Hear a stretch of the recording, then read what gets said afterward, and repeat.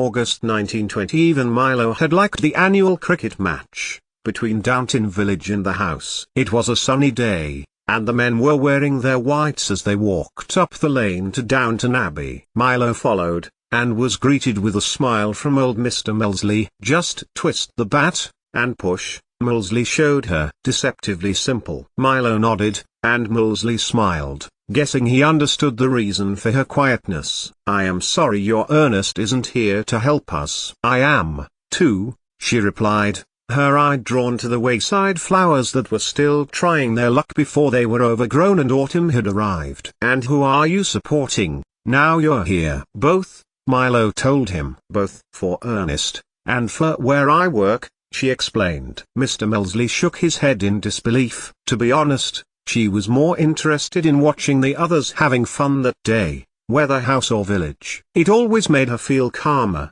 For now she felt an undercurrent of disquiet when she stopped for a moment. Something felt uneasy within her. Something felt wrong. It did not help that there had clearly been something not quite right with Thomas. He had been withdrawn for many days and had sat with her in her father's house, not wanting to speak, but wanting her to talk of her work which, although Milo was happy to do so, she still sensed he was unhappy. "Now Mr. Bates is back, I will have to leave Downton," he told her, briefly one morning when she had asked without a reference. "Is this because of what you did wrong?" Milo asked. "To whom?" "Jimmy Kent," Thomas told her. "You must say nothing. It is for me to resolve, or take the punishment for." "Then, work here, if it comes to it," Milo told him. When I leave for Manchester, I will have to close it anyway or get in a tenant." William Hepworth said he would be happy to take it on. "Mr. Hepworth worked with my father in the past," Milo explained. "My father owned this house, not Lord Grantham." "It will be yours, at least." Thomas nodded slowly, and gave Milo a gentle smile. "You still wish to?"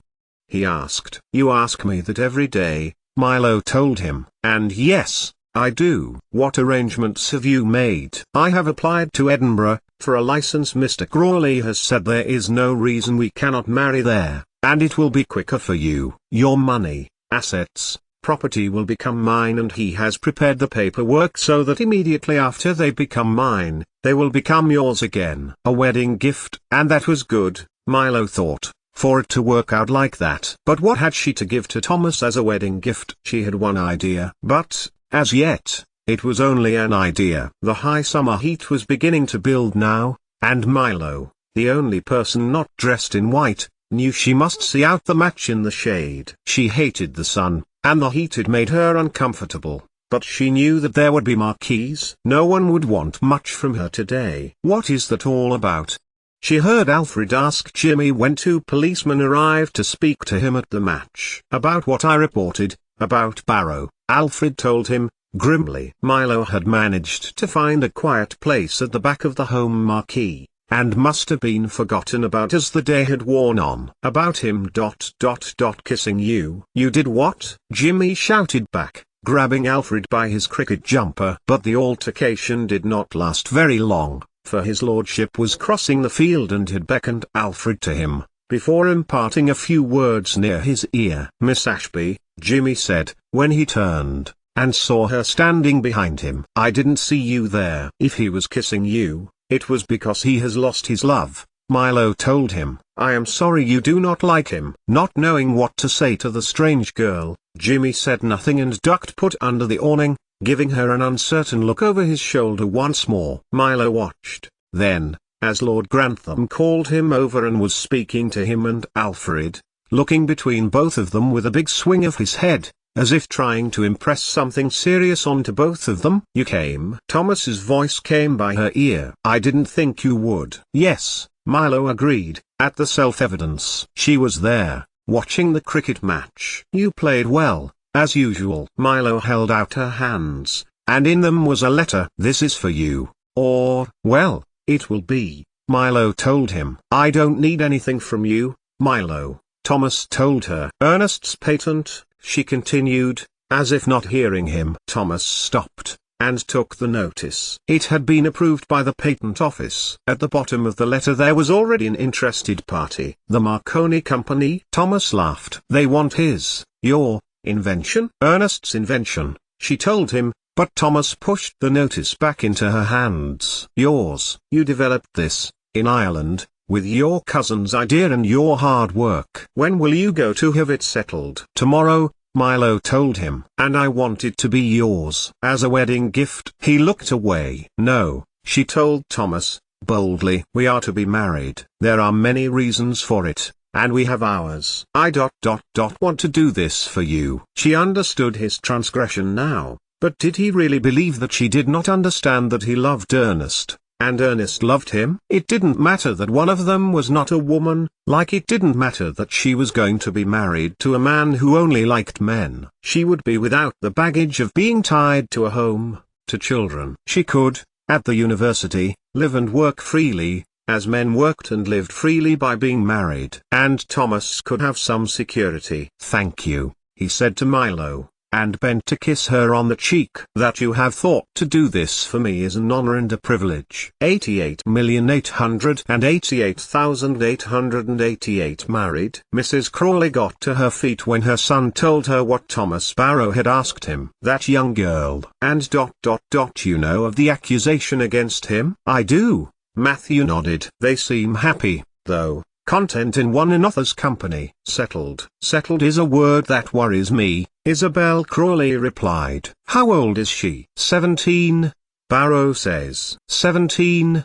Mrs. Crawley mused. And already lost her brother, her father. I mean, she gave a wonderful delivery of Mr. Ashby's work, and some of her own. But to be so young and to be accepted to university and want to be married to do it. Settled, Matthew repeated, and sighed. Oh Matthew, I know it felt like that with Lavinia. It was like that for you. But, they are different. She got to her feet and watched her son stow away the sheet which confirmed all that Thomas Barrow had told him. I have asked them to come to see us about this, or at least, I have asked Barrow. Melusina is going into York tomorrow. I will try and catch her there. 88,888,888. And so it was the next day that a representative from the Marconi Company met Milo in York. The patent office had arranged a meeting room for her and Milo was feeling, unsurprisingly, nervous. Here was where the negotiation really began.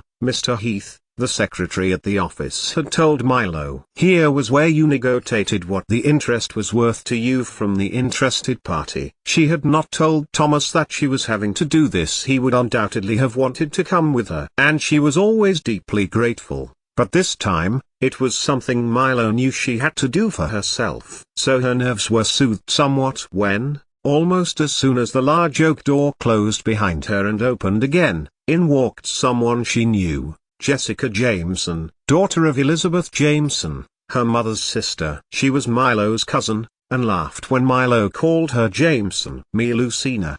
The woman exclaimed. My father's name is Rourke, Jessica told Milo after she had also expressed recognition. We live in Bedford now. I came up on train. But yes, I work for cousin Guglielmo, she added. We met, did we not, at Grandmama's? Milo remembered, too, that Jessica had not been entirely friendly to her. But that was a long time ago, and Milo and Jessica were here on business. It is you, Jessica Rourke exclaimed. Guglielmo knew you would make something of yourself. We read about your presentation at Downton Abbey, that of your brothers. Jessica Rourke made to hug Milo, but Milo stepped out of her way. Yes, Jessica said, a hint of sadness, or regret in her voice, before adding, brightly, we wish we had known about the presentation evening. We would have liked to have attended. She looked down at her paper, and then back to Milo. You could only have sold it to us, it is specific,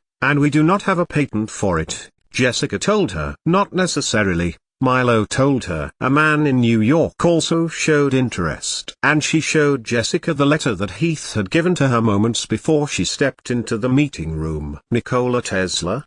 Scoffed Jessica, waving a hand at the notice of interest. That fraud. She shook her head. He has sued the Marconi Company so many times. All thrown out. Jessica Rourke looked to Milo, and smiled. You know you need to sell to family and the board have agreed to buy yours, at your full asking price. So that was it, Negotiation over. Jessica signed the documents saying that Milo's invention was now the Marconi Company property, and Milo was handed a bank letter representing the rest. As she left the patent office, hear a voice calling to her. Milo turned round. Matthew Crawley was calling her name from across the road. "Mr. Crawley, could you help me?" He stepped over to her and smiled. "Of course, what do you need?" "I have just successfully sold my patent for short relay telegraphy signals," Milo told him. "That is good news. Mr. Heath at the office took off the expenses and has given me a note for the money that I got for it." "Then, that's good, isn't it?" Matthew said, looking at her, quizzically. She was deliberating over the details, so she was making a point. "Yes," agreed Milo, "and I want to give it to Thomas. I know he has approached you about our getting married." "Ah," Matthew Crawley said, nodding, "I want to talk to you about that, and Barrow. About my patent money, about your marriage. Are you free to discuss this with me today?" "Could you come to Crawley House?" "I could," Milo told him, rearranging in her head her own plans for the day, collecting the signals from the church, collecting those from Downton. She could do these in the evening. Write to Chadwick, tell him of her ability to get to Manchester and begin discussion about her arrangements. "About our marriage," Milo told him, "I wish this for Thomas, as my gift to him, but I do not know how to do it. I want him to have it for himself after we are married." Milo held out the letter. "May I?" Matthew raised his eyebrows when he saw the amount. "You could buy your father's home again with this amount." "Are you sure?" "Why not? I know his plans for my money." She saw Matthew raise an eyebrow. "To return it back to me." Milo watched him nod in agreement. "Then yes," Matthew told her, and held out his hand. "I can give this to Thomas. And I will see you later." 88,888,888. "I am so glad you could come, Milo," Mrs. Crawley said, as Milo was shown into the sitting room of Crawley House by Mr. Melsley. "My son is not back yet, but Mr. Barrow is already here." From the chair by the fireplace Thomas got up. Milo could tell that he immediately seemed awkward, for his lips were pinched,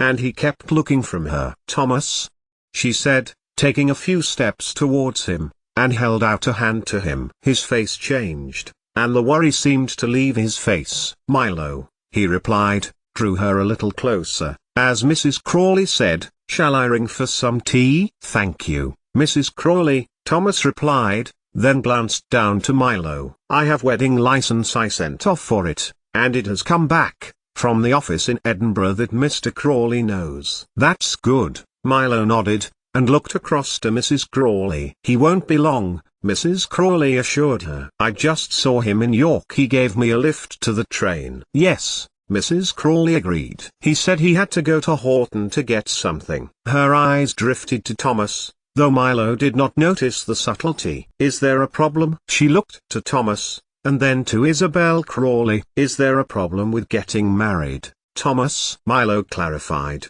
lowering her voice. Thomas shook his head, and reached for her hand again as the sitting room door opened. "There," Matthew said, "that's done. It's going to be kept safe until it's needed." Milo looked to Thomas, but neither men, nor Mrs. Crawley attempted to lessen the opaqueness of Mr. Crawley's sentence. "Now," Matthew said, "and please, sit down," he told Milo and Thomas. Milo made to, but Thomas remained on his feet. "I'd rather stand, if it's all the same to you," he said. It still rankled with him a little that Ernest had known Matthew in Manchester when they had both been there. "Of course," Matthew Crawley said, smiling. Milo got back up and held on to Thomas's hand. "There is, in fact, no reason why you may not marry," Matthew continued. "It was wise of you to check," he added. "However, as Lucina is not yet 18, she cannot marry in England. She needs to only be 16 in Scotland, am I right?" Thomas asked, pulling out a cigarette from behind his ear and began to play with it. "In fact," Matthew said, with a half grin, "when I looked into that, the age is much lower, even without parent or guardian consent, 12 for a female and 14 for a male," he clarified. "Though, in practice, I wonder how often that has happened." Thomas looked across to Milo. "So we can get married, and Milo can keep her inheritance," he said to Matthew. "Indeed, I have drawn up the necessary paperwork. You just need to sign it, after the wedding, Barrow, and then all that was once Milo's will be hers again." A lightness came to Thomas's features and he let go of Milo's hand. "And will you come as witness?" he asked Matthew Crawley, "as you agreed?" Matthew nodded, before adding, "Of course, I would be most pleased to. But I will add, we are up against time if you both wish to marry to avoid Milo's guardianship question. It needs to be done as soon as possible. Any day and her guardian may be found and notified." Milo glanced to Mrs. Crawley and then to her son. "When can we go, then?" she asked. "When could be the soonest?" "I can get my 2 half-days together," Thomas told her. "In 2 days' time?" "Will that be enough time, my dear fellow?" Matthew Crawley told him. "Make 2 days together, and I will fix it with Cousin Robert. You can tell him after that I'll say you are taking Milo to Manchester, and I am coming too." "And me," Mrs. Crawley said. "You will need 2 witnesses." "Then it is agreed," Matthew Crawley told them. "In 2 days' time, we will catch the train at Downton, the York to Edinburgh train." He looked to Milo. "Will that be enough time for you to get your things together?" "Everything you need?" "Yes," she told him. It would be more than enough. She just needed a change of clothes, and to go to the bank for her wardship allowance, some money. Milo frowned as a thought struck her. "What do you think I will need that will take 2 days to get organized?" Matthew gave a helpless look across to his mother and shrugged.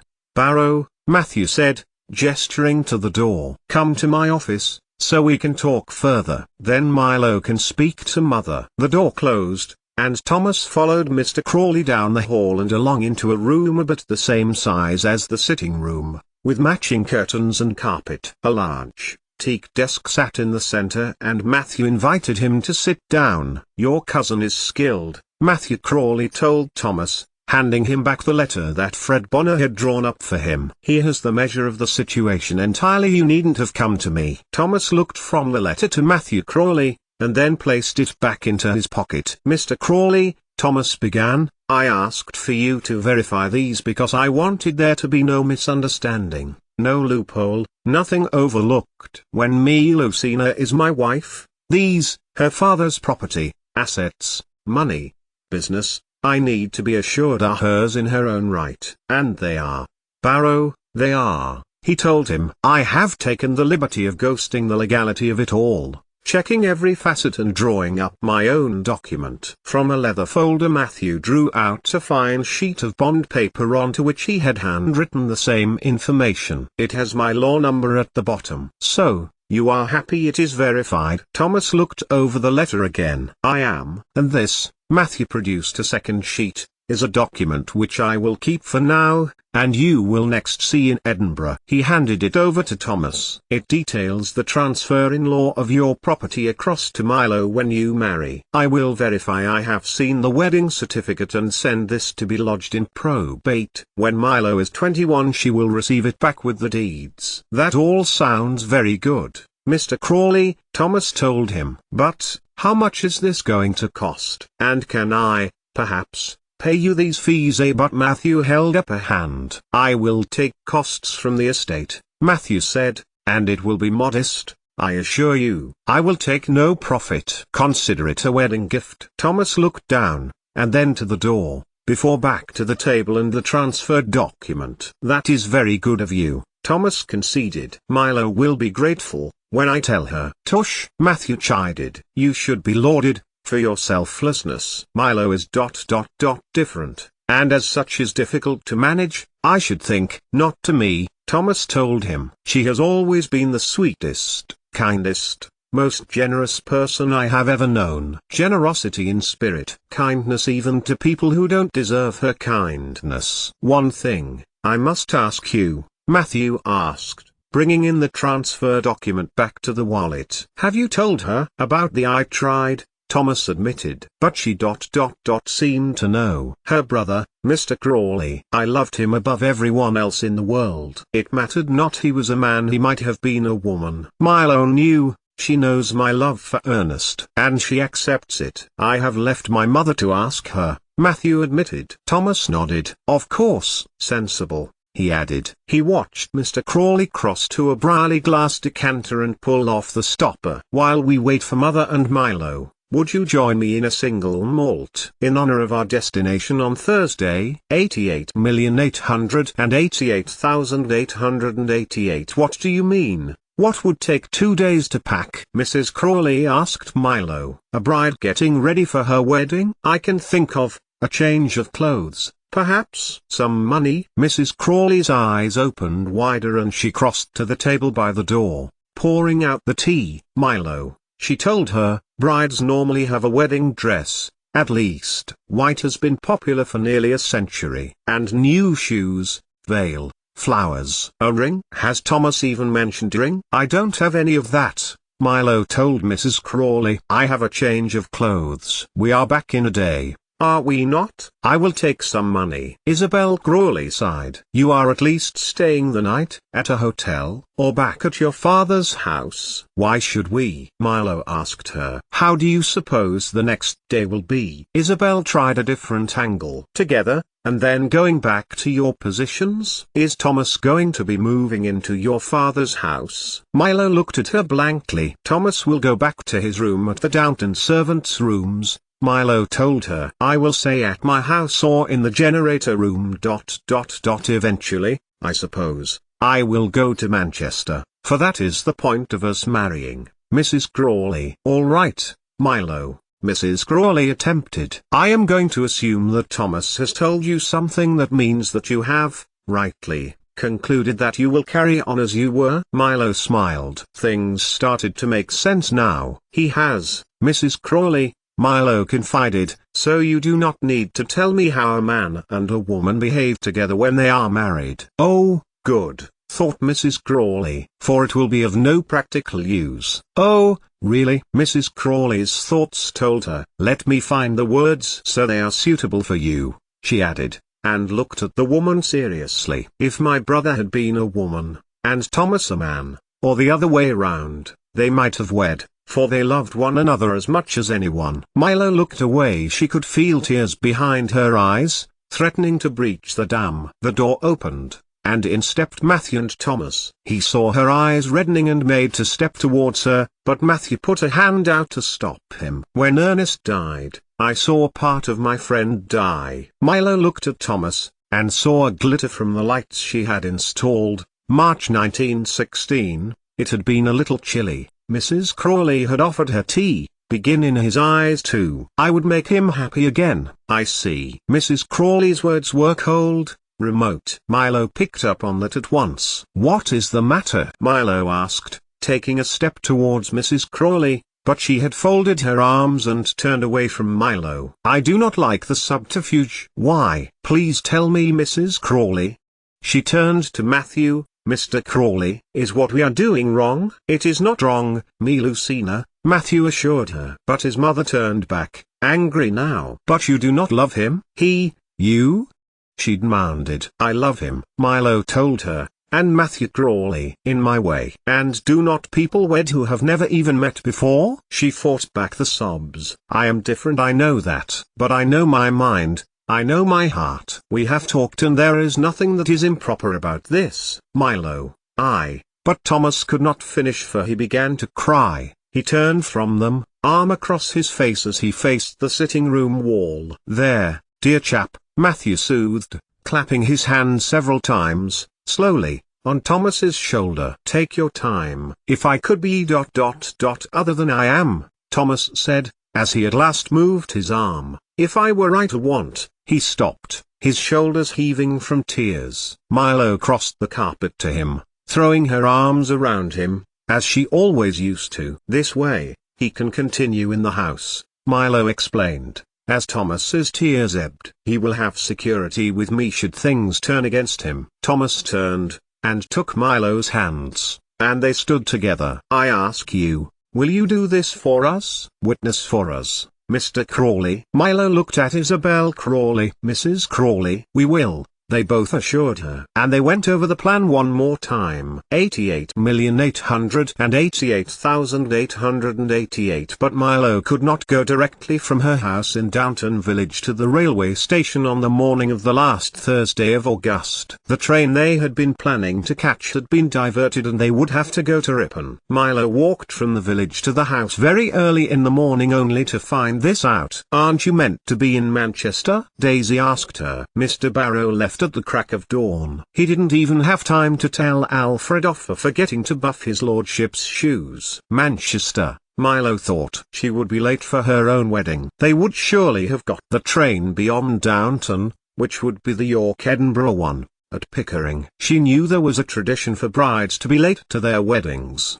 but a whole day might be too late. "Can someone drive me to Pickering?" Milo asked, suddenly. "No." "Why?" Daisy asked. "Because if I don't get the Pickering train, I'll be late to my wedding." Daisy frowned, but saw Hollis pull up with his lordship's Ford, and called out of the window, "Mr. Hollis, going anywhere towards Pickering?" He was, and Milo sped from the kitchen and out of the door. "What was all that?" asked Mrs. Patmore, as the outside kitchen door swung on its hinges. "I don't know," Daisy told her. "But she just said such a funny thing." 88,888,888. That funny thing was then repeated to first Mrs. Hughes, and then Mr. Carson. "Daisy, say it once more," Downton's butler told the kitchen maid. She said, "Can someone drive me to Pickering, or I'll be late to my wedding." "Married?"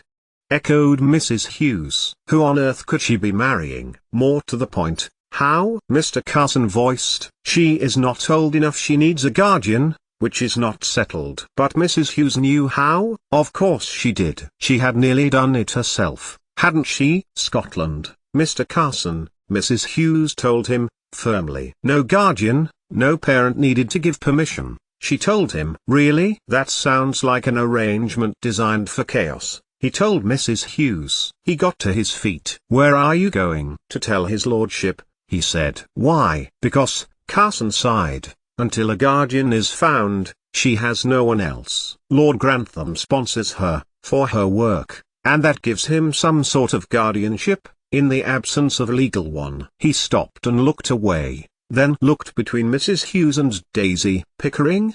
he asked. "That's not going to Manchester." "No," Mrs. Hughes agreed. "Scotland. It is a main line station between York and Edinburgh." "Scotland?" Carson looked at Mrs. Hughes, and shook his head. "Then, who is she marrying?" Daisy asked. "Because, I thought, if it were Manchester, it might have been one of those scientists who came to her soiree." "It was an evening function," Carson corrected. He stopped, thinking. "Go and fetch Mr. Barrow," told Daisy. She disappeared, then, moments later, reappeared at the door. "He's not here," Daisy said. She looked at Mrs. Hughes. "That's right, he's not," she told Carson, "because he has 2 days leave and is taking Milo to—" "Oh my God!" she exclaimed, hands to her face. "He would not do a thing like that, if that's what you're thinking, Mrs. Hughes." Daisy looked at her, eyes wide. "What's that, Mrs. Hughes?" she asked. "He wouldn't." "Wouldn't what?" Daisy insisted. Carson turned to her. "Thank you, Daisy, you may leave us now." Daisy closed the door behind her, but did not move away. Instead, she stood close to the wooden slats of the door and held her breath so she could catch any words loud enough. "If Barrow has taken it into his head to go off with Miss Ashby, take her to a wedding, he will be in very serious trouble when he gets back," Mr. Carson told Mrs. Hughes. But Elsie Hughes was looking past him, and back towards the door. "I was thinking of another thing entirely," she told him. "She is a vulnerable young woman whose fortune is in question," she added. "You don't think Thomas would?" "I don't know," Mrs. Hughes told him. "But I think we ought to find out." 88,888,888. "And what do you say now, Mother?" Matthew Crawley was looking upon the face of Milo, who was now in the blue dress that Mrs. Levinson had chosen for her and that Mrs. Crawley had asked Cora if she may borrow for her. Isabel Crawley had taken Milo to Matthew's office at Edinburgh and encouraged her to change, brushing her hair through as she might have done had she had her own daughters, and drew her shoulder-length hair into a bow. "Do you think this is a good idea?"